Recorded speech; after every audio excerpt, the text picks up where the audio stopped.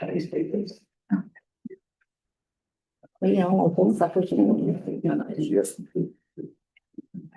they weren't on a paper stick.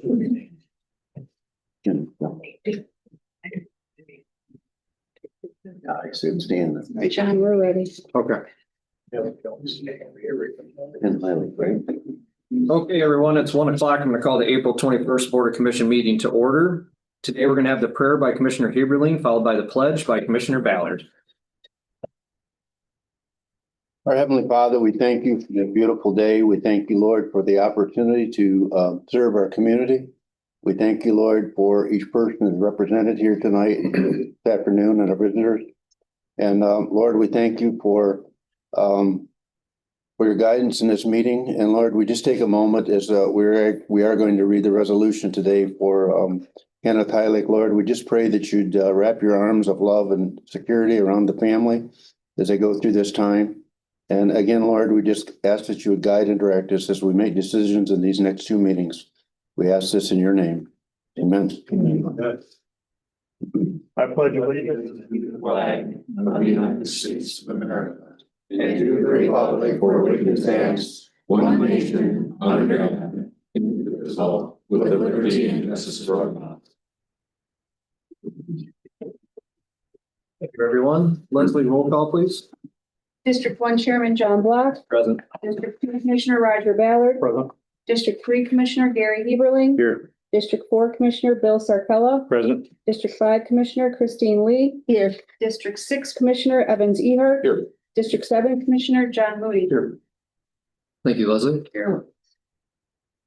We do have one addition to our agenda today. I will entertain a motion to adopt today's agenda with the addition of a resolution honoring the life and service of Kenneth Heilig. I'll make that motion. Support. I have a motion by Commissioner Ballard, supported by Commissioner Heberling to adopt our agenda with the one amendment. Is there any discussion? Hearing none, all those in favor signal by saying aye. Aye. Opposed? Motion is carried. Agenda is adopted. At this time, we'll entertain a motion for our meeting minutes from April 14th. I'll make a motion. Support. I have a motion by Commissioner Ehart, supported by Commissioner Moody to approve our meeting minutes from April 14th. Is there any discussion? Hearing none, all those in favor signal by saying aye. Aye. Opposed? Motion is carried. You would have received correspondence from Jody through email the other day. We're going to move into commissioner reports, and we'll start with Commissioner Moody. On the 14th, I went to Speaker Township. They're still working on their fire grant. Waiting on the status of that. They haven't heard anything really from that yet to get a new fire truck. They are accepting bids for to seal their parking lot, cemetery, lawn care, their lawn care for their buildings. They renewed some CDs, and they're renewed their fire chief's contract. The next night on the 15th, I had Work Township. They accepted, or they appointed John Schnee as their new treasurer. They adopted the IRS millage reimbursement rate for mileage. And they did short-term rentals, put a moratorium on for 26. Anybody who had one already is going to be fine for the short-term rentals, but after 26, they're not going to do them anymore. And they're put out their bid for lawn mowing services for this summer. That's it. Thank you, John. Evans? I have nothing to report. I have nothing to report myself. Christine? I went to Maple Valley Township meeting and they swore in their new supervisor, David Bartle, and everything else was business as usual. And then I went to Flint Township meeting that same night. And their restrooms are finally done in their seniors hall. And they talked about gravel prices, and they're looking at doing a 2000 scrap tire recycling. And they're looking at the date of Wednesday, July 15th. And then I attended on this past Saturday, the Elk Township Pancake Breakfast. They were hoping to get, that's the first one they ever had. They were hoping to get 200 people there and they ended up with 185. So they were quite happy with that. And that's it. Thank you, Christine. Bill? Attended Carsonville, they had a property discussion and some committee appointments, approved their poppy sale, their fee schedule, and also their poultry ordinance. And then Buell Township have their elected inspectors up now. Cameras are installed. Their budget was approved, and then they approved a gravel and brining agreement with the county as well. That's all I have. Thank you, Bill. Gary? Thank you, Jim. Just so you know, we rib each other once in a while just for good humor.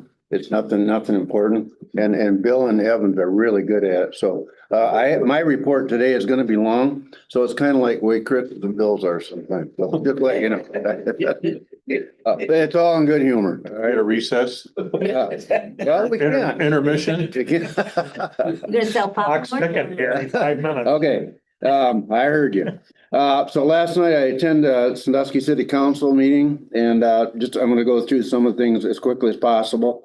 They are resuming the October 10th Fall Festival. I think Brad Rinke and his wife put that on. They rescheduled that for October 10th.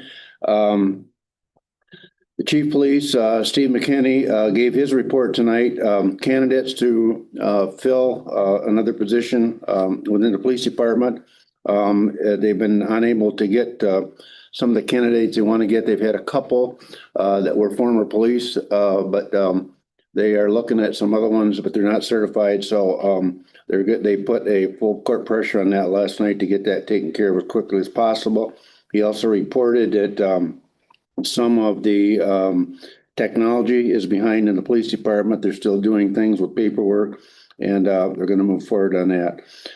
Some of the new curbing was part of MDOT here 2 years ago, I guess now. Didn't survive the frost very well, so MDOT's going to come back and fix that. Let's see. They had show and tell last night with the new EV vehicle that they got through a grant through the government. And I did get a picture of that. I'll pass it around maybe later if you want to see that. And then also the old animal shelter that we moved out of a couple months ago. Matt, the DPW maintenance manager has got with the group that's building the hospital out here. They're going to tear that down, and the only thing they're waiting on is to unhook the gas. And he did report also, Matt did, that the city went through 4.5 millions of water in March. I don't know if that's good or bad. It's just part of his report. That's in my report. So I'll take a recess and I'll give you the other half in a couple minutes. End of my report. Thank you, Gary. Roger? Okay, last night I attended Marlette Township meeting at 6 o'clock. They approved, it was a special meeting. They approved a resolution and language for the recreational millage, which will be on the August ballot. And tomorrow at 4, there will be another meeting out at the township.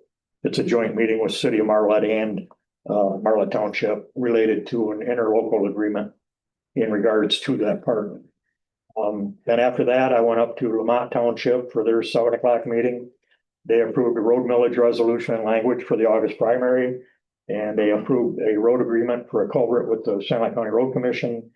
Then they also approved paying for the zoning administrator to attend the MTA zoning and planning class. That's it. Okay, thank you, Roger. Appreciate everyone's commissioner reports. Nathan, your administrator report, please. Thank you. So last week on Friday, I met with Don Johnston out at the airport. He's the airport manager. He also does sits on our or oversees airport zoning requests, I guess, and supports our airport zoning board. We had some discussions about some of the projects going on, some of the requests and things for structures in airspace, if you will. And he also let me know that the Aeronautical Commission is going to be conducting a meeting out right at our airport in May. So May 20th at 10 o'clock. yeah, at 10 o'clock. So That's open to the public. yep. So I can get you guys that information. It sounds like they're inviting some of our political leaders from the state as well, whether they show up or not, but it should be a good event. And for anybody that hasn't been out at that facility recently, just it's worth a tour. I even toured the new building that they're putting in on the east side. Somebody's constructing. It's got some living quarters above it. It's got a hangar underneath.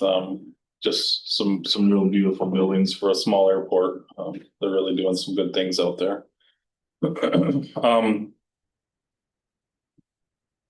Recently did some research, had some discussions with our soil erosion specialist, Joe Allen, and looked into that program, did some comparisons with what other counties are doing. I think our soil erosion program is running pretty well for the most part. Joe's pretty happy with the way things are working. I think it operates well. It's a unique program because in some counties, your soil erosion is under your drain commissioner. In some counties, it functions out of your building department. In some counties, it's out of the health department. So kind of compared it, looked at what we're doing here. I think the program's running as good as it can. It's probably housed in the best spot for it in the building department. And like I said, met with Joe and he didn't have any concerns with the way the program's running at this point either. So I think we're doing pretty good there. Something that has kind of been hanging out there forever. Yesterday, we might finally have some closure to our MCF ERTC credits. The final check came in. So we have that. We'll get some more information on that just came in late yesterday, and we got the check and we're able to get with Nicole Miller, our medical care director, and she confirmed that was what the amount they were waiting for. So we'll get all the figures to you guys, and then I don't know if they'll have a discussion at some point because there was a 3-year hold on that went into place years ago. So that may be a discussion that we might have to look at in the future about, is there a further hold on that? Are those funds available at this point? But that'll be something that I'll let them. It's good news that they at least sent the check. Yeah. Because I'm kind of sitting here thinking to myself, Nathan, that 3-year hold that the Board of Commissioners put on that money, I think we're probably well past that at this point. Well, it precedes me, so it was prior to May of 22. So yeah. We'll keep us posted and we'll take a look at it. Okay, last thing, wanted to let you guys know. I have a lot of departments that do a lot of great work through the county, but I was going through time slips this week, and anybody that ever wants to complain about animal control. So there was 6 call outs for animal control in a 2-week period. We've got a 2-man staff, a 2-woman staff down there. And Danielle, our chief animal control officer, handles the call outs. She was called out 6 times in a 2-week period for a variety of things, strays at large, deceased residents with animals in their house that then they got to find something to do. One of the things she was out on for a little over 4 hours the one night was there was 2 Dobermans that were out, and they were around a property that had chickens and goats, and the residents were fearful for their animals there. And she went out, and she was with the deputy for a while, said got the one Doberman fairly quick. The other one, you just could not get. It took quite some time, and got it to the animal control finally. It cleared the scene. It was like 2 a.m. So I mean, there's just it's a lot because of the operation and the care those need and the after hours calls. So our animal control, I know we built a building recently. There's been a lot of attention, but there's a lot of work that goes into that.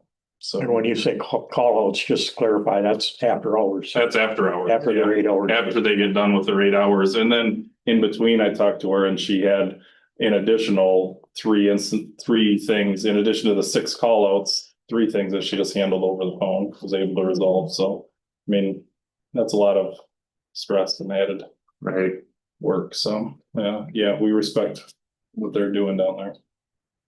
That's all I have. Any questions for Nathan? Seeing none, we're going to move on. Is there any public comments pertaining to the agenda today? Any public comments pertaining to the agenda? Seeing none, we're gonna move on. That's gonna move us into presentations, and first up is our 2026 equalization report, and that's gonna be from Dan Bengal. Dan, welcome. Thank you. Good to have you. Come on up and. Okay. Do they have you set up on the computer there, I take it too? Yeah, they do. In fact, wait, so my mother's not in there. My name is Dan Bengal. I am Keegan's father. Keegan's the equalization director for those that don't know. Keegan is out because he just had his third child, another girl. So that makes 3 girls for him, makes 7 granddaughters for me, no grandson. Still working there, yeah. Yeah, That's enough. just so you know, he didn't throw me into the fire. I do come from an equalization background. I actually, I started with Great Lakes Appraisal Service back in '86, from '86 to '88. I know I'm giving my age away a little bit here. I then went to Clinton County Equalization Department from then until 2002. And then 2002 till last August, I was with BSNA Software. I was with the equalization side. I was hired to bridge the gap between assessing and equalization within the software.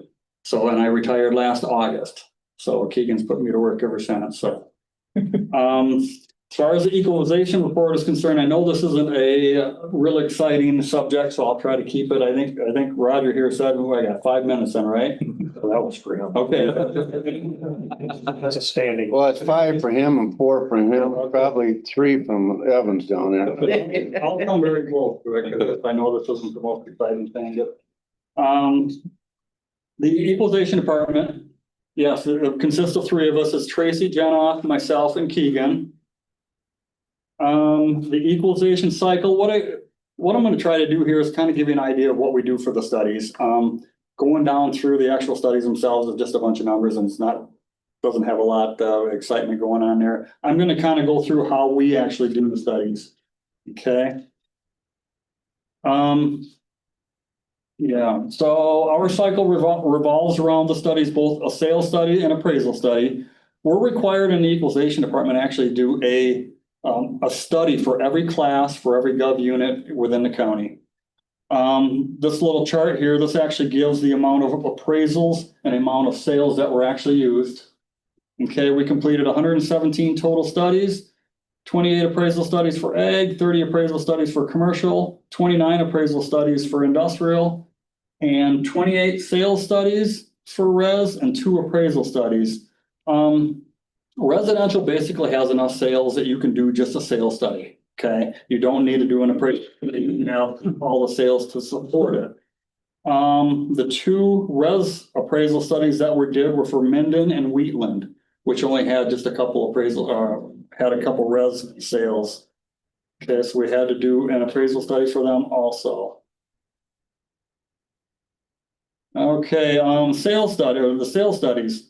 To explain a little bit about the sales and assessment ratio, the sales ratio is created when the assessed value of the property is divided by the sale price. Just simply put, you have an assessment of 48,000, it goes up for sale, sells for 100,000, your ratio is then a 0.48.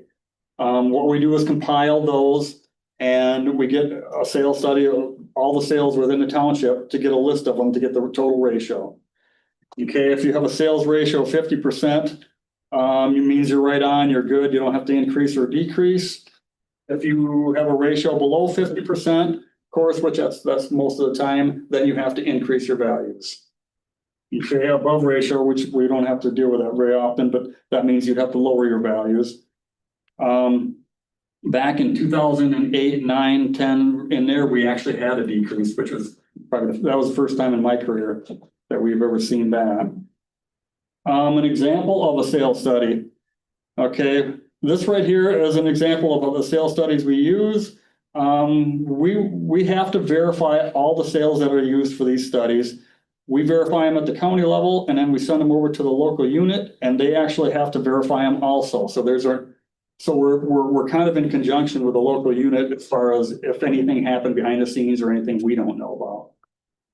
Okay, you'll see the total ratios on the right-hand side, and then you'll get down to the very bottom, the total. This will be an example of one that has quite a big increase because their total will come up with a 4139.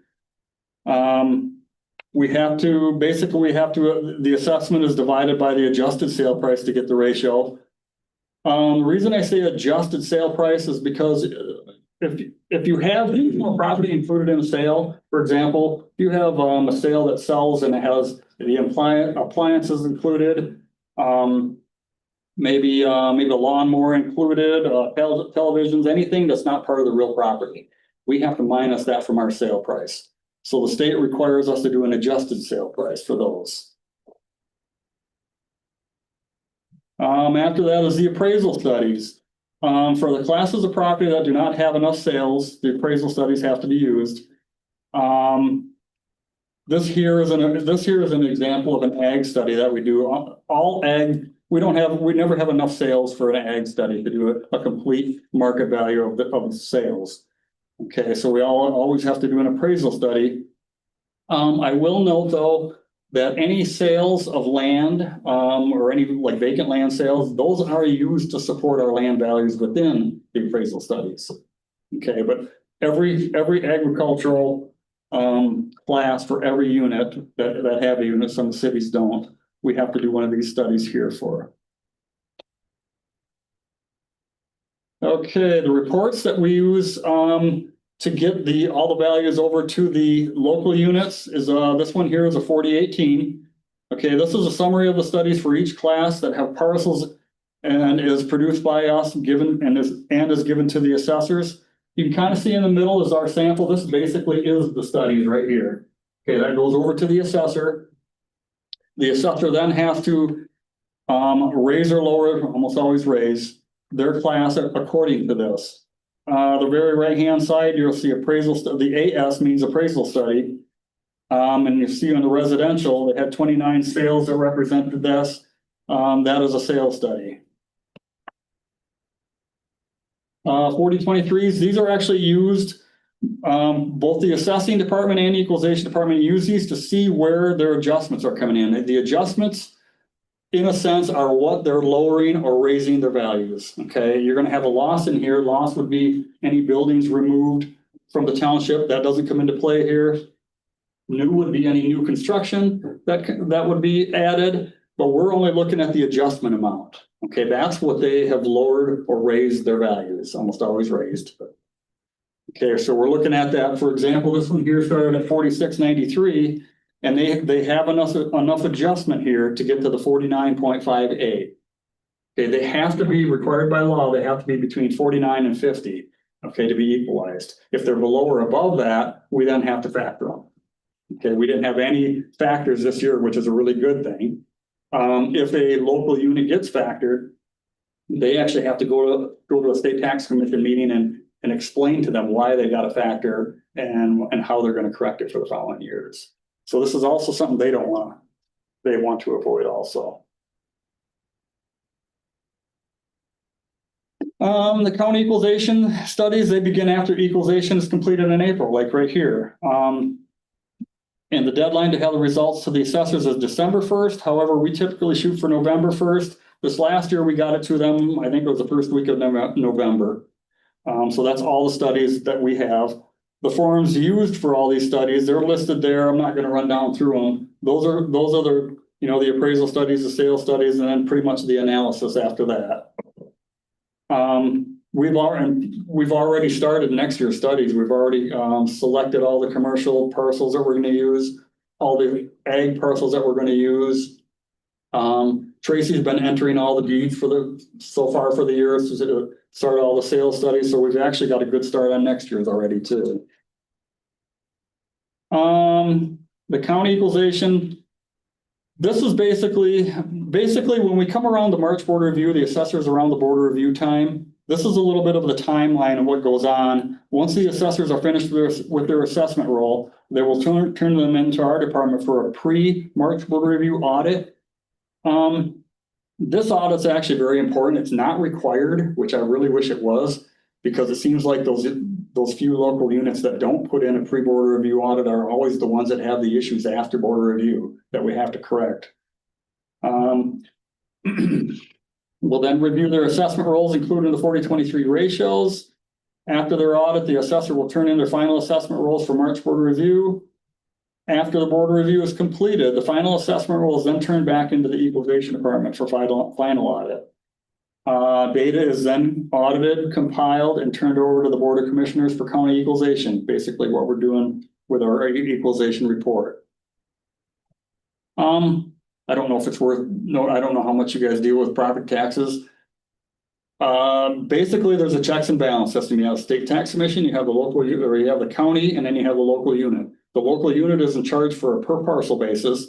The county is in charge of doing the studies and compiling all that data for the state. The state also oversees the county as far as they also check and do a sales study and appraisal studies to make sure we're doing our job right. We report everything to the state level, and then they do state equalization from that. As kind of like you're doing county equalization now, they then compile everything and do state equalization. A list of additional reports and functions required by our office. I'm not going to get into these much. They're basically, you've got the millage reduction fractions on top. You go into the personal property summary reports. The 4014A and 4027I, those are actually reports we're required to give to the state throughout the year so that they can monitor that we're doing our job. They can monitor that we're doing our appraisal studies, our sales studies, etc. Then into the equalization report a little bit. It starts off with a letter to the Board of Commissioners with the total values. This basically is just us saying, presenting the values to you, the total amount values to you to the start of the equalization report. The recommended county equalized values. This basically states all the totals. The personal property is wrapped up between like commercial, industrial, and utility. So that's all one, but it runs through the others. Previous and current values. This one was a little bit, is always kind of more interesting to me. This part of the report shows the percent change from last year. You're going to see like ag, for example, went up 17% countywide. Okay, commercial about 5, industrial 7, and residential just about 10. On the right-hand side, you're going to see the taxable values. The reason they're lower is because they're all capped. They're capped by the rate of inflation or 5%, whatever's less. So that came along with proposal A a while ago. Commercial personal and utility personal. I actually thought it was pretty interesting that we had that much of a decrease. I looked into it, and basically what that is personal is different than real property as far as we don't study it. You have to take the personal property statements from the business and enter it in the system. Okay, they actually get, the acquisition costs get entered in, and they're divided by or times by the depreciation rate. So all these amounts depreciate every year. Okay, so if somebody has no new personal property, the value is going to go down. One other reason they went down is the 5076 form is an exemption of any local commercial business that has a 180,000 or less assessment gets to file this 5076 form and can be exempt of the assessments. So that was something the government threw in. Oh, I'd have to say roughly 10 years ago. What they're trying to do is they figured they could catch about 80% of the personal property statements because they were local units or because they're local and local businesses. But it was like 60% of the total personal property value was still on board, even with doing this exemption. So they kind of killed two birds with one stone there. This is just a pie chart of the values. Residential still the highest value in the county, 40%, 46%, and agriculture is at 44%. This is a past value trends. This is an 18-year trend of assessment and taxable value. The bottom line is, you can see, is a lot more consistent. That's a taxable value, and like I say, that's restricted by your rate of inflation or 5%. So that's going to be a pretty constant line there. I thought it was kind of interesting how COVID kind of took this curve and went up. You'll see about 2023 how it starts to increase so much. Okay, that's basically when COVID came around, all the values started to increase so much. One of the reasons that it's a little bit behind as far as not going up in 2022. We in the in the equalization side, we're basically a year behind. Okay, we're using the values today to create assessments for next year. So in a sense, we kind of follow the trend. We're not, and that's not immediate. Okay, next. This here would be the tax revenue estimate. This revenue estimate is actually minus the exemptions for Sanilac County.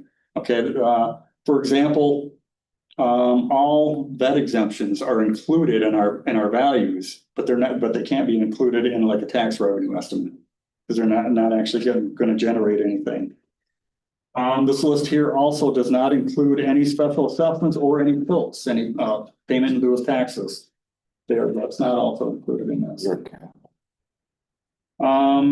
Pages 55 through 44 is a breakdown of the values by unit. That just there's a whole bunch of units in there. That's all just broke down all the values within there. Pages 45 through 52. This is a school district breakdown. We added this to the equalization report because we were getting so many calls from schools. What they want these numbers ahead of time so they can budget for them. And so we created that. Well, we didn't create it. It was in the program already, the school district report, but we included it in the equalization report. So now it's posted online. They can go right online and get all their numbers whenever they want. Okay. Page 53 of the report, that's the L4024. That's basically that's you guys. That is all the numbers. Well, here, the L4024 shows the recommended county equalization values for Sanilac County. By signing this report, the board has certified the assessed and equalized valuations for each class of property in the county. This report is submitted to the state tax commission to show that the equalization has been completed. So this is a compiling of all our numbers for them through you. I know I ramble pretty quick, sorry. But I also know this has been really interesting topic. Does anybody have any questions on that? I just have one, just one. Sure. That's all I have. We have more. So if you had the best crystal ball in the world, and it's probably a premature question. So in Watertown Township, and I don't know what the other townships are doing for sure, but we've taken up 1,500 acres for solar. Mhm. So that's going to cut out 1,500 acres of farm ground. Do you foresee down the road putting in solar, taking up that amount of acreage that's going to raise the value of other farms in the near future? Is it going to have an effect on it? Like, maybe you don't know. It is kind of crystal ball, because no, I don't know if it would have an effect on it. So those solar now, they're all, they're just leasing the property, correct? Right. And so they're having all these lease agreements with people around it. Is that what they're actually doing? Yeah, they're leasing and paying subsidies to it. I would. But my point is they're taking away farm ground that people were rented, other farmers rented. Yeah. So now these farmers are going to have to go buy other farm ground. And my question was, will that, and I know it's premature. Yeah, Nobody no, knows. I know. But I assume that's probably going to raise the value. I sure would think so. Yeah, you have less farm ground, and you probably also have investors coming in that, hey, if this is right near a solar farm, I buy it for X amount, it's going to be leased to them, or I can lease it to them. So, yeah, I would imagine it'd increase it. Okay. Any further questions for Dan? See none. Excellent report, Dan. We appreciate you being here. Thank you, guys. Thank you. Congratulations, Grandpa. Gotta get a boy in there somewhere. Hey, Mr. Chair, could I make a suggestion? Sure. We have an add-on. Probably should have thought of this at the beginning. Could we move that ahead of the next presentation? Typically, those are at the beginning of the agenda, I believe. It's normal. We're normal process today. Does anybody who's here have a timeline that they're on? Are you good? Okay, I didn't want to make them have to. Yeah, good point though to bring up. Thank you. Samantha will be short and to the point, right? Oh, I don't know about that. You're- No math in this one, so, Nothing like pressure. yeah, so I'm good to go then? Yeah, welcome, Samantha. It's good to see you. Yes, good to see you too. I think notes for next time, maybe I'll make a virtual presentation because I have a few handouts, just as I did last time. Commissioner Ballard, I'll rely on you as I hand you some of these documents as I go through the presentation. If you'll just take one and pass them down, I'll we get there. All right. Well, good afternoon. For anyone in the room that doesn't know, my name is Samantha Schnettler. I am your Sanilac County economic developer. And to start, I just want to thank you for having me. Thank you for affording me this opportunity to represent you in economic development and do work that I truly enjoy. When I give these updates to leadership, I like to do a bit of a look back at last year, our goals, what we hope to accomplish, and review some of those accomplishments, and then do a look forward to what we're hoping to accomplish in the coming month and year. So that's what I'll do today. I will start with sort of where I left off when I was here in 2025, review some of those goals and accomplishments, and then proceed on through 2026. So the first topic that I'm going to touch on this afternoon is business retention and expansion. Business retention and expansion continues to be the primary focus of the EDC work that we do. To that end, over the course of the last year, we held business events, we held informational sessions, we completed business retention visits to further understand the challenges and opportunities to our largest employers, and we focused on addressing the systems that contribute to the concerns of businesses in our area. Economic development is a team sport, and it's an investment in the future. Everything I will share with you today is possible thanks to partnerships, cohorts, collaborations. The success and progress is not mine alone. From consultants to municipal leaders to nonprofit organizations and community members, there's a lot of seats at the table that are working towards prosperity in Sanilac County economic development. And I've prepared this first document is a summary document showing just a sample of the impact, but also the other partners that are contributing to the work. As you know, my office supports Huron County as well. That is where my office is located, but we also have partnerships in Tuscola County. And that makes this work that we are doing truly regional. So this document that you have now, this is a summary of the direct supports and activities within the region coming through our office, including a specific breakdown of the types of support that have been given in Sanilac County. And as we go, if you have any questions about any of the documents I shared, don't hesitate to interrupt me. So next I'm going to talk a little bit about childcare. So childcare is an important pillar of economic development. And when I visited with you in 2025, I reported that we had concluded a regional assessment of the childcare landscape in Huron, Sanilac, and Tuscola counties. I delivered a final report on what that landscape looked like. And I noted that we were joining forces with the 4 counties to our south, Genesee, Shiawassee, St. Clair, and Lapeer counties, to band together to work on some of these childcare challenges as a larger group. We were applying for a grant to assist our efforts at the time that I spoke with you last year, and I'm pleased to report that we were successful in receiving those grant dollars. As a result of that grant, as a region, we are now served by a nonprofit called the Child Care Network. This nonprofit organization has a mission to promote the success of children, families, and communities through quality childcare education, advocacy, and family support. We meet quarterly as a region. Everyone comes together right here in Sanilac County is where we hold our quarterly childcare coalition meetings.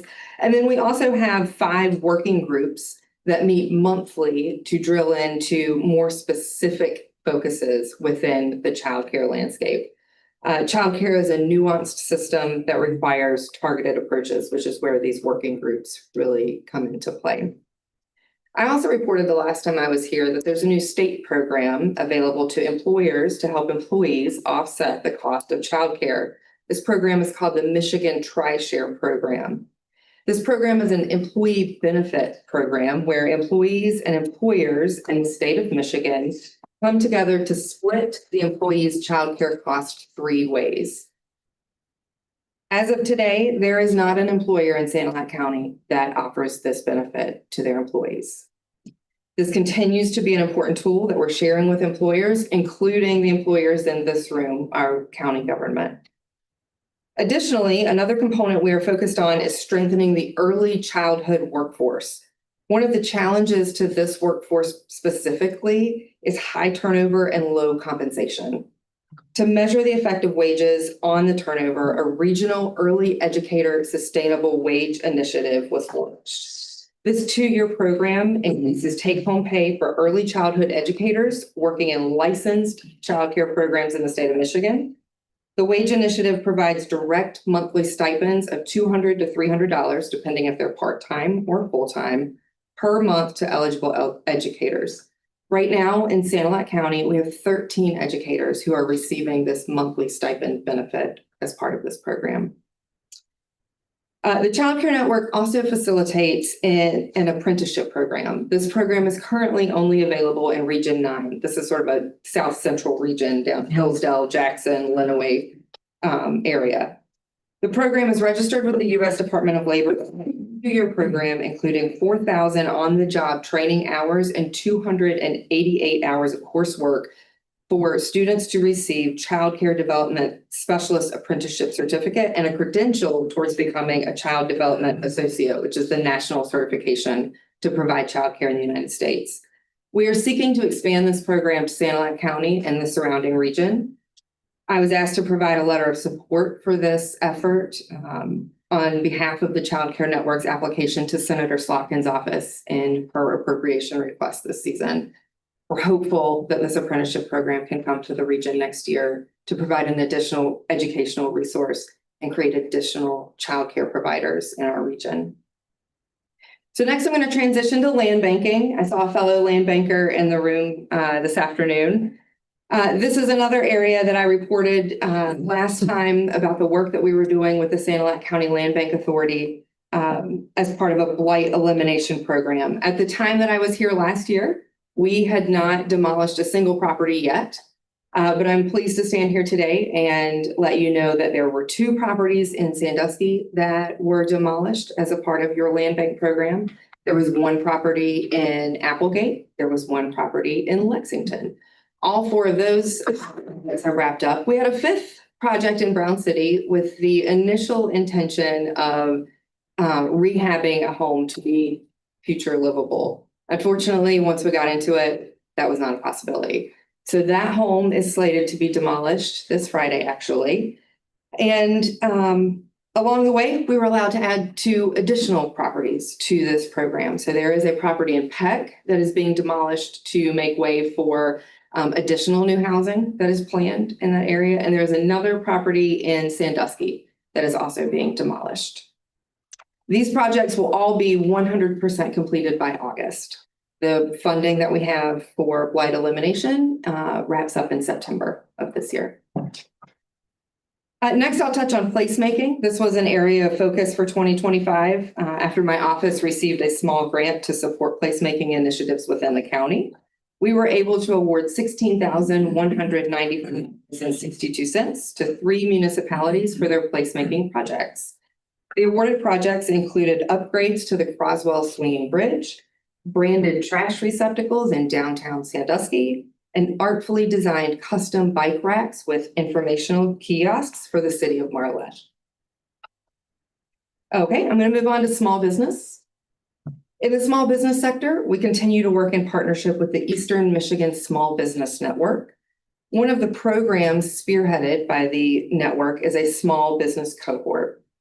The cohort program selects small businesses less than 2 years old to participate in small business boot camps, receive specialized business coaching, attend workshops, and attend training programs, and receive up to $7,000 of funding to be used for specific small business development needs. Last year, we held a graduation celebrating 6 small businesses in Sanilac County that graduated from the initial cohort, while also welcoming in 6 new businesses in Sanilac County to participate in the program. The Eastern Michigan Small Business Network also facilitates a small business grant program. And this year, 3 businesses in Sanilac County were awarded a total of $30,319 to expand or grow their small business. Because I think it's important to not only talk about our successes, I also want to talk about where there's room for improvement when it comes to small business support. I think there's an opportunity to grow what our small business support looks like and to exceed what the Eastern Michigan Small Business Network is able to provide.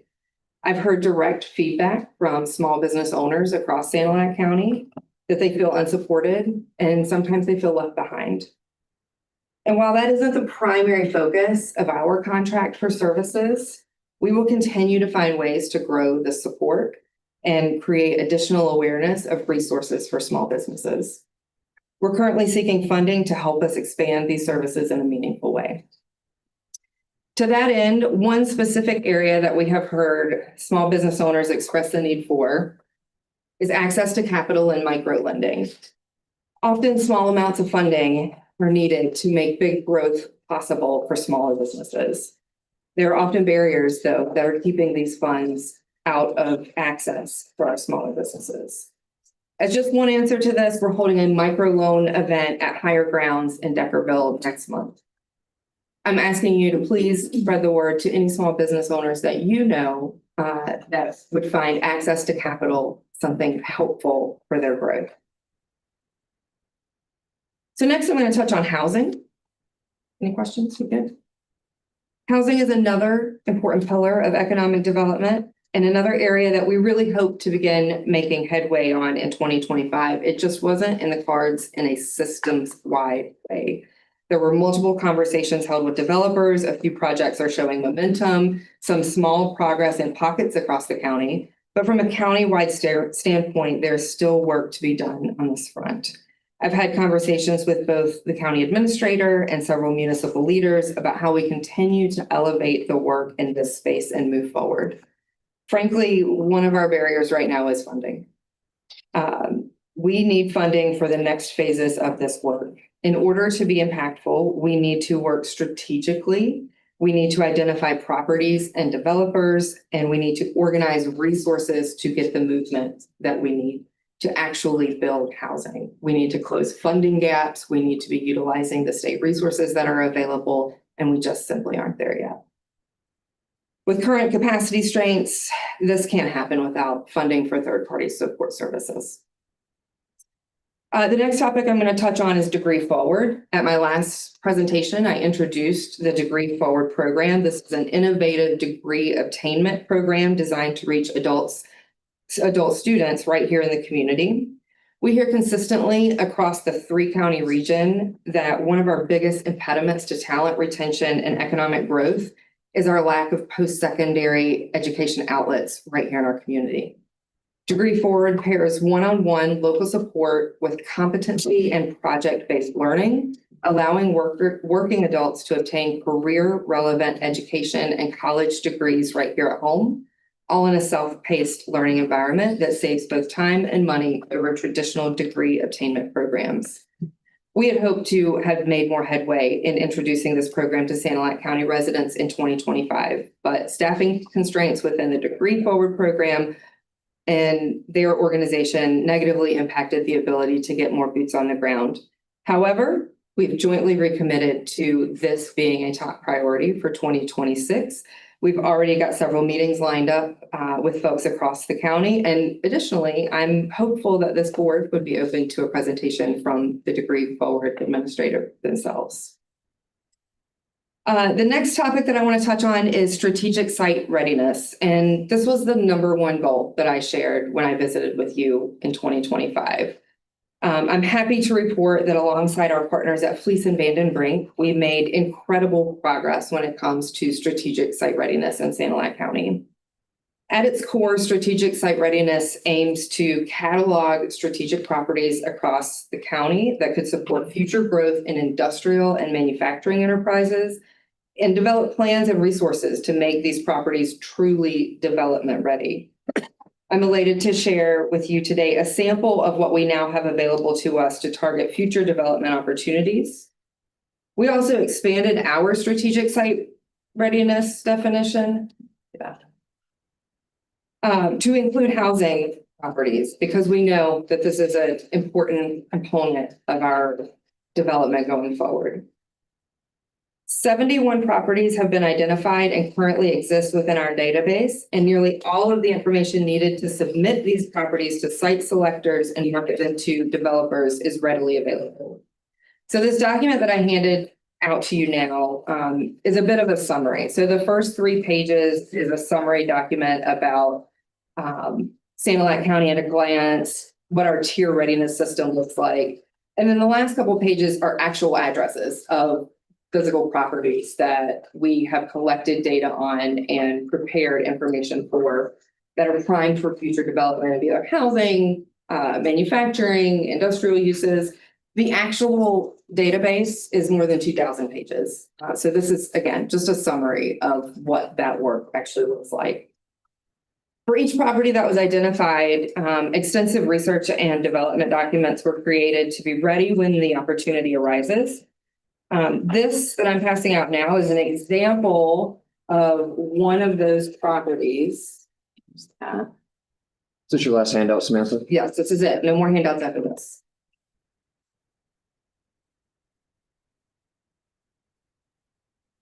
So this is an example of the data that was collected for each strategic site.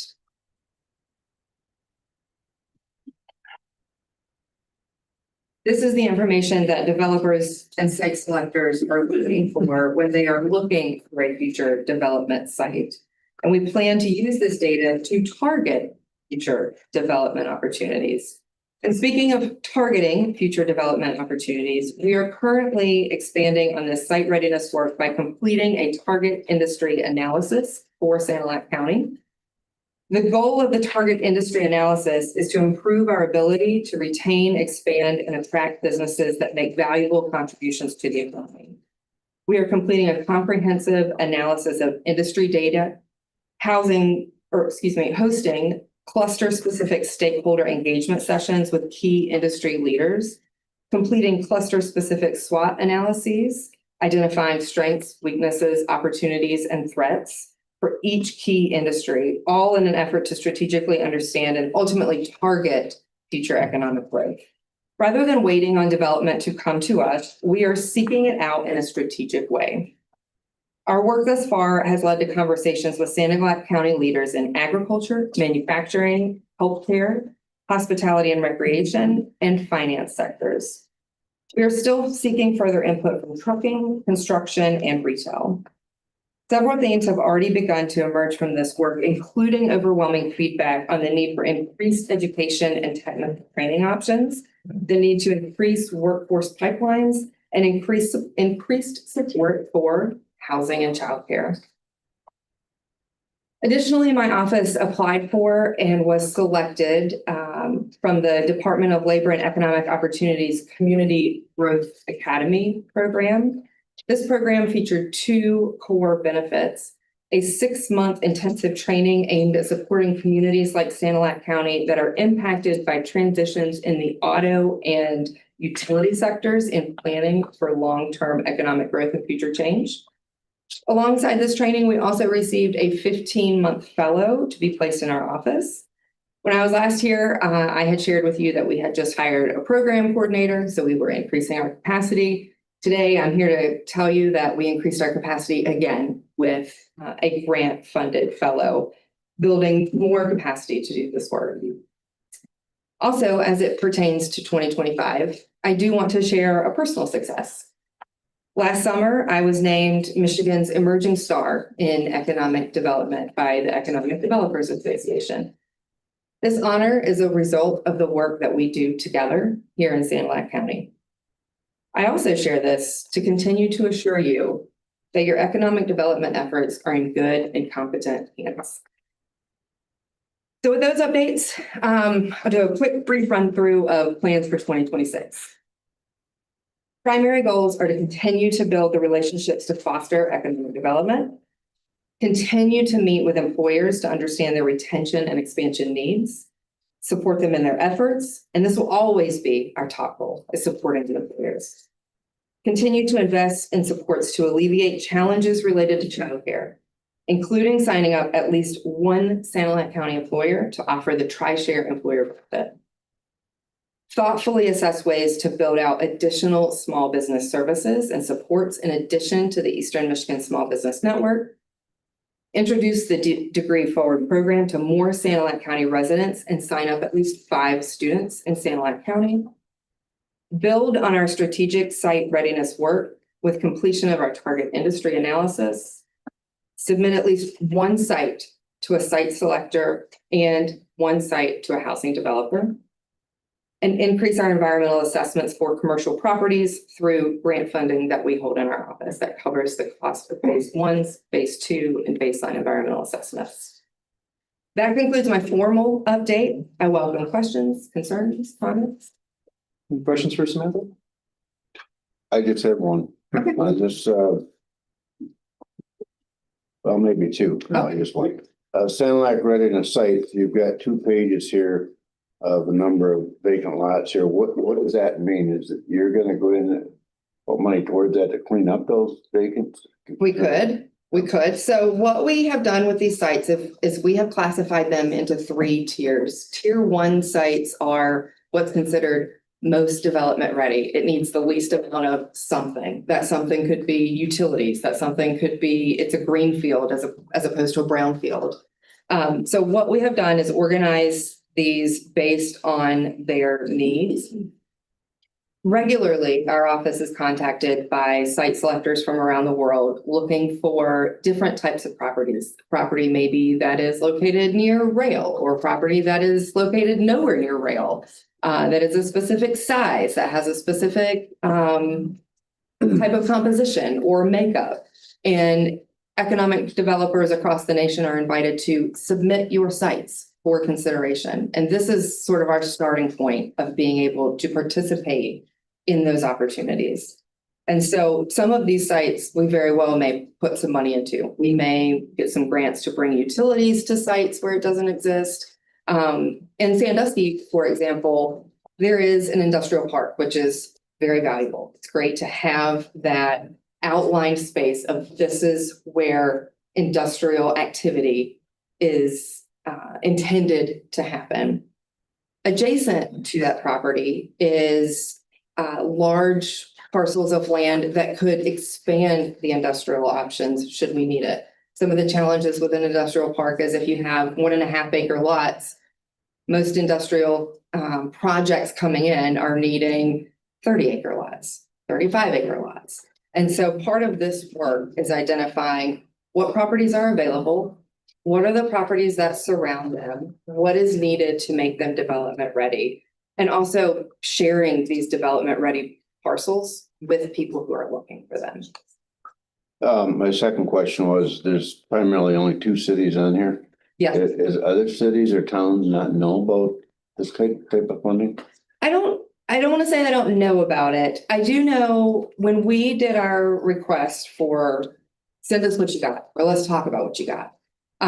We only received parcels from Peck and Sandusky. Those are the only 2 that submitted anything. So everything that's outside of Peck and Sandusky are parcels that we just went out and sort of found on our own. Obviously Brown City and Deckerville have a handful on here as well. Marlette's got a couple.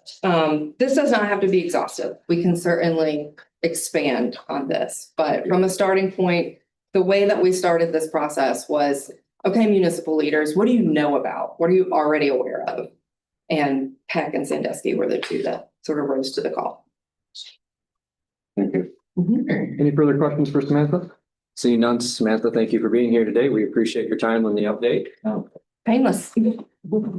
Pretty ambitious for next year. Good job. You think so? Okay, good. We certainly, I mean, me personally, the land bank projects we've been able to accomplish in this county have been pretty fantastic. We certainly appreciate your assistance getting that done. Awesome. I'm thinking Marlette has gotten a new city manager since she requested information. Yes, Christine. She's doing a very good job. She's doing a fantastic job. Yes. And we've had a couple of conversations about revisiting those. So, Good. yeah. I'll be seeing all of our managers. Is it Thursday? Yeah. Thursday. Good. Thank you. Thank you. Okay, that's going to conclude presentations today. Next up is interviews for the Sanilac County Pension Plan Board. Is Christina Baldwin here today? Don't see Christina. Michael Bauer. Michael, if you're here today, come up to the podium, tell us a little bit about yourself. We certainly appreciate your presence today. Thanks for having me. Here, Mike. Good, how are you, Roger? Good. So I had put in my letter of intention to serve on the board. I've been serving since 2022. I'm from the Sand Lake Medical Care Facility. I've been there since 2004. I'm a registered nurse there, Assistant Director of Nursing and Emergency Preparedness Coordinator. So it's been my pleasure to serve on that board, and I'd like to continue to serve on the board and oversee and learn how to make sure our pension is taken care of and sustainable, I guess. So that's why I'm here today. So Very good. Does anybody have any questions for Michael? Seeing none, we certainly appreciate you being here today and thank you for your service. Next up, Angela Kramer. Angela, welcome. Thought I saw you here today. I'm Angela Kramer. I've been employed at the courthouse since 2003.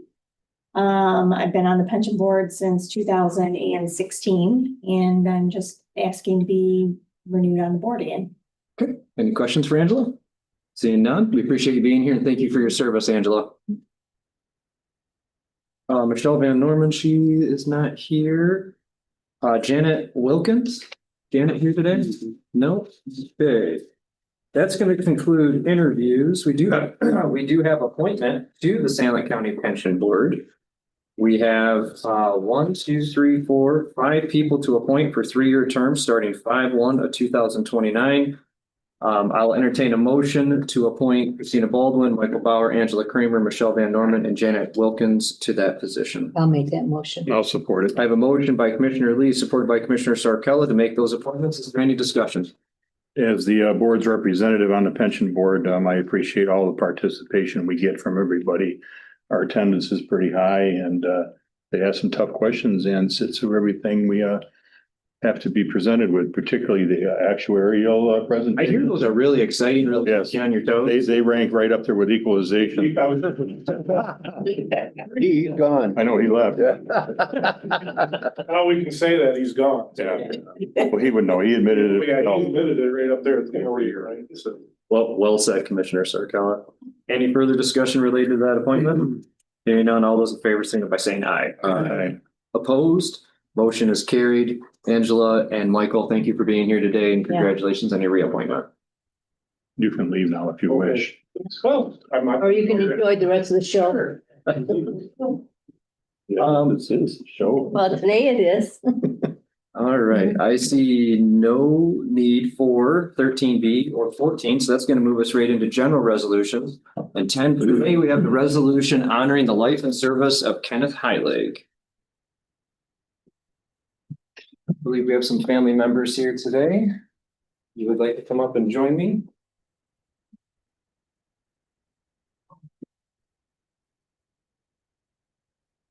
So this resolution is honoring the life and service of Kenneth H. Heilig. Whereas Kenneth H. Heilig faithfully served Sand Lake County for 12 years as an employee of the Sand Lake County Recycling Center, including service and foreman of the facility. And whereas throughout his tenure, Ken demonstrated a strong work ethic, dependability, and commitment to the efficient operation of the recycling center, performing a wide range of duties while effectively overseeing daily staff operations. And whereas Ken's dedication, work ethic, and commitment to the facility will be remembered by all who had the privilege of knowing and working with him. And whereas it is fitting and proper that the Sand Lake County Board of Commissioners recognize the life, service, and contributions of Kenneth H. Heilig and honor his memory. Be it further resolved that the Sand Lake County Board of Commissioners hereby extends its sincere condolences to the family of Kenneth H. Heilig. And be it further resolved that a copy of this resolution be presented to the family of Kenneth H. Heilig and that it be entered into the official proceedings of the Sand Lake County Board of Commissioners this 21st day, April 2026.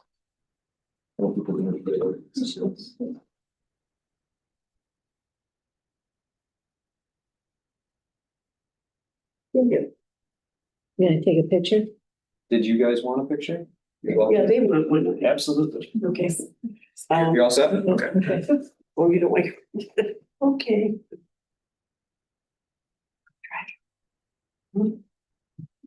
Okay, I have a resolution offered by myself. Is there support? Support from Commissioner Ehart. Leslie, a roll call vote, please. Commissioner Black, Yes. Commissioner Ehart, Yes. Commissioner Ballard, Yes. Commissioner Sarcella, Yes. Commissioner Heberlin. Yes. Commissioner Moody. Yes. Commissioner Lee. Yes. Resolution is adopted. Thank you, Leslie. You're welcome. Thank you for being here again today. Mr. Chair, just back when I worked here and I interacted with Kenny quite a bit. I haven't been here for over 5 years now, but he was, I was very proud of everything he did down there and I always had to make sure he pointed it out to me. Oh, But me too. we had a lot of good conversations down there and I know you're gonna miss him tremendously. So thank you. Well said, Commissioner Ballard. Thank you. That's going to conclude resolutions for today. So we're going to go to committee reports and we'll start with Commissioner Ballard. No meetings, but just a couple of things to bring up. This Saturday at Marlette is free shred day again at the depot. One thing I want to mention, DTF, just so people are aware, there are issues in Santa County. The period of February and March, there was one overdose death in Sandusky, plus 2 additional overdoses. Those numbers you don't always hear because a lot of times overdose deaths occur in St. Clair County or Genesee County where they go to get their drugs and they never make it back to Sanilac County. So they're not counted here. So it is a real problem. On a lighter note, the team track meet is coming up May 7th at Croslex at 4 p.m. And National Drug Take Back Day is this Saturday, April 25th. They have drop-off points. Sheriff's Department, I believe, opens the lobby. Marlette PD has a box, and those are available all the time. So, Mental Health Board, I have a meeting later today. In regards to them, they have 2 mental health first aid classes in June coming up available. If anybody's interested, you can go to the website and get the information on that. And there's also a benefit going on at the Elk Street Brewery over here for the Sanilac County Sheriff's Posse. And in my connections in music, I was able to get a friend of mine, Glenn Brooks, who was a singer-songwriter, and her drummer will be entertaining from, I believe it's 6:30 to 8:30. The benefit runs from 4:30 to 9:30. 10% of their proceeds goes to the posse. So you know, support them and listen to some really good music. They'd appreciate it. That's all I have. Thank you, Roger. Gary? Yes, this morning we had a buildings and ground meeting. Commissioner Sarcella, Nick Lusher, Nathan and I met.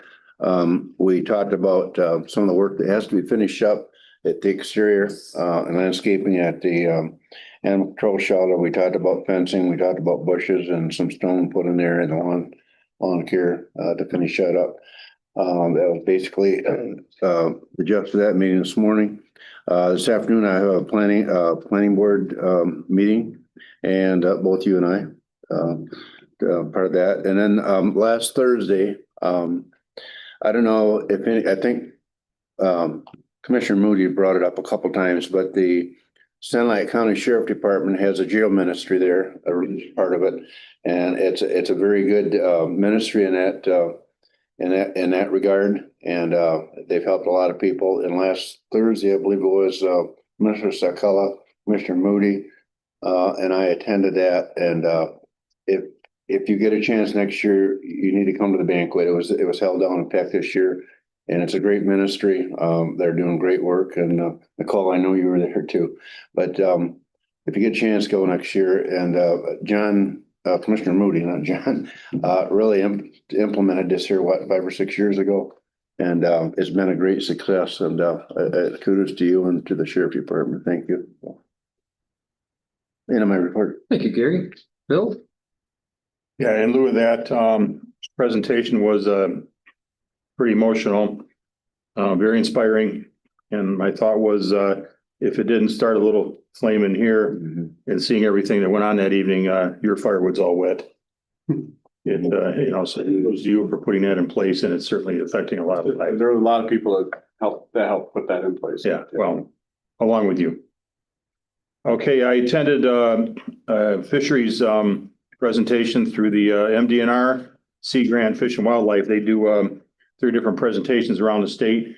And I like to attend the one that focuses on Lake Huron, just to see what's going on with the fishery here. Obviously, with our communities, it's a big economic input for them. You would agree with that, I'm sure. So a couple things, whitefish continue to be an issue. Population's going down because of the way the ecosystem's working with the mussels and right through the food chain. So they're working on trying to address that. We do have a commercial whitefish fishery, northern part of the thumb out of Lake Huron. Down this way, perch is always an issue too, but that's the same thing, reflective on what's going on with the quagga and zebra mussels along with the gobies. One thing about the gobies, another non-native species, is it's helping with feed the ones that they are planting. So just some numbers for you. Lexington's getting 45,000 Atlantic salmon this year, and also 30,000 steelhead. Port St. Alex getting 50,000 coho and also 30,000 steelhead. So some great numbers coming into our area for the fishermen that are here. And then they're looking at potentially eliminating the Atlantics moving forward and trying to bring the brown trout back, which many years ago was a real strong fish because they aren't as fussy with the water temperature, so you can catch them kind of all year. That's what they look like as return on the catch. And so some really good things. They do appreciate our input and participating in that. I did wear my trout tie today just to commemorate that. And that's all I have. Okay, thank you, Bill. If you ever get a chance to go see the gobies, they're a great cover band out of Port Huron City area. I had them at my place home, I know you like music. Christine? I had the Council on Aging yesterday and Brett Lester came and was talking about the Sanac Food Pantry in Sandusky, and they use the Sanac Transportation Bus Garage out here. And it costs $1,200 a month to bring food in. And we go from one to the other. And this month, May is covered, and they were looking for sponsors, and they were asking the Council on Aging if they would sponsor a truck. But we were looking at that our money only goes to senior citizen. We can't sponsor for, the other people that come. And he was talking about there's 100 apartments that have senior citizens in it, and that from this food truck, these seniors can pre-register and they home deliver these boxes to their apartments. And so he's going to get us a total, and the Council on Aging can't sponsor a full truck, but they were talking about if we got a rough number of how many senior citizens there is, we'll sponsor that many for 1 month. And this is tabled until next month till we have more information on that. Then I'm going to go into child abuse prevention, and upcoming is April 30th, the community baby shower. June is the Thumb Festival Day. July 23rd is Youth Empowerment Camp. The community baby shower is going to be in Brown City at the Country View venue from 11 to 2. They have 27 vendors registered, and they have 48 new and expecting mothers registered. And they have different topics.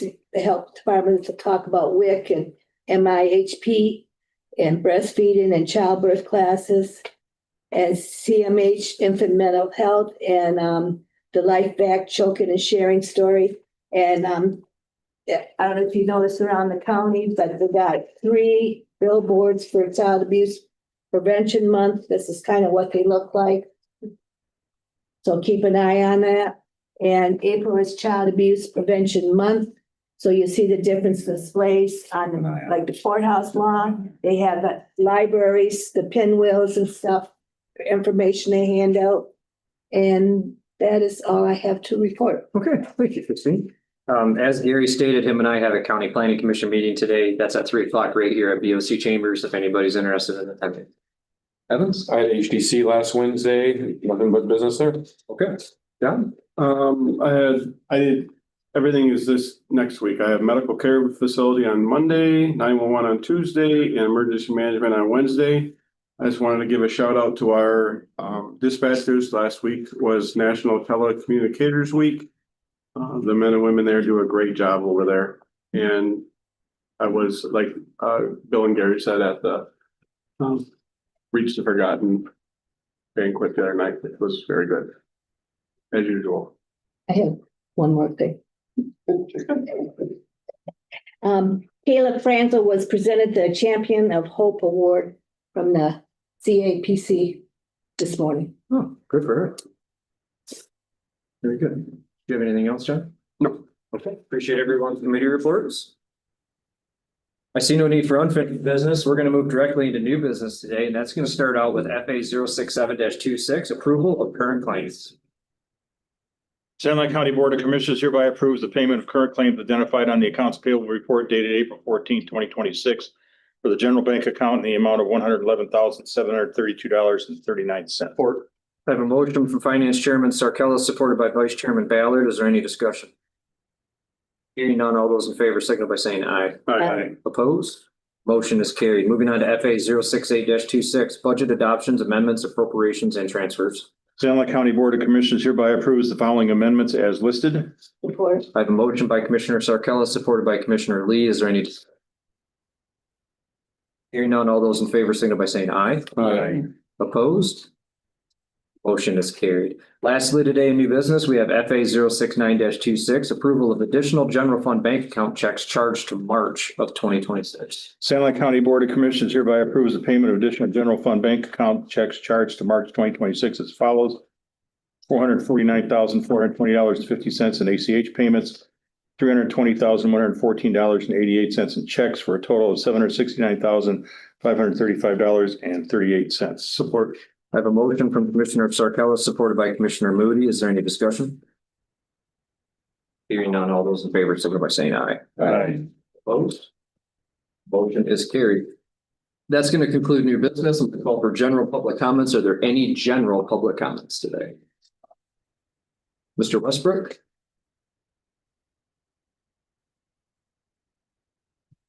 Scott Westbrook from Fremont Township. I don't know if Sandlot County is involved in the lawsuit with, against the Michigan Public Service Commission. We are. Were you aware of the, court hearing last Wednesday? No. So there was a Court of Appeals, meeting or procedure, last Wednesday, which I attended down in the city of Detroit. I have the site. It was recorded, for viewing. And I have that site for you. Yeah. I just wanted you guys to be aware of that. I mean, it's been a long time, probably a year and a half or more. But they finally got around to it. No decision yet. Talked to the lawyers afterward, and they said it could be 2 weeks and it could be 4 months. So. With that. Appreciate you sharing that. I came away with a good feeling. 3-judge panel. Two of the judges spoke during the proceedings. And just listening to their comments, I came away with a positive feeling. So. Very good. Thank you. Thanks, Thank Scott. you. Any further public comment today? Seeing none. We're going to move on. I see no need for closed session or approval of closed session minutes. I do have one thing I want to address the board about today real quick. Everybody has the administrator evaluation forms. We're in your mailbox. I need those handed back into me at our next meeting in 2 weeks, because then I've got to compile them and then personnel will review it before we bring it back around to the board. So I make sure everybody remembers that. That's all I have. If there's nothing further to come before the Board of Commissioners, I'll entertain a motion to adjourn our meeting. I move to adjourn. Support. I have a motion by Commissioner Eberlin, supported by Commissioner Lee, to adjourn at 2:18. All in favor, signal by saying aye. Aye. Thank you, everyone. Mike, can